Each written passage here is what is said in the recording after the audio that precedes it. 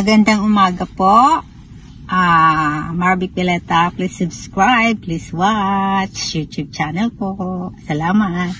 Meron lang po akong i-share sa inyo na nagpatawas dahil sa tagal na daw ng panahon na may nangyari sa kanila, na may nawalang bata at hindi na yun nila nakita. At sinubukan po namin itawas po. At ito po ang resulta ng tawas. Kita nyo po ba dyan? Ito po ang resulta ng tawas. Meron pong bata dito. Palakihin ko po.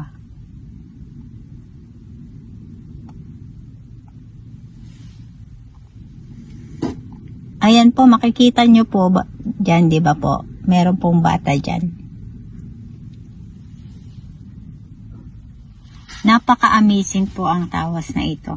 Iba't ibang pangyayari, iba't ibang kwento po, pero totoo pong nangyari at talaga pong nakaka-amaze po. Tingnan nyo po, ito. Diyan, makikita nyo po. Kasi yung glass, yung garapon po ay nilalagyan ko ng blue para pag kinuhanan ko ng picture ay kitang-kita nyo po. At ito po talaga yung bata. Ito po yung bata sa tawas. Ito po yung bata sa tawas. Makikita nyo po. Andyan siya po. Palalakihan ko po para makita nyo po. Parang napunta siya sa kagubatan o may kumuha sa kanyang engkanto. Marami pong nangyayaring ganito po. Pero depende rin po yan sa paniniwala ng tao. Pero ako po talaga nakaranas na po ng ganito. Yung kaibigan ko po. Napaka-amazing po. Imagine, ang tawas po kasi, pag binasa mo po yan, hahanapin mo po doon yung talagang,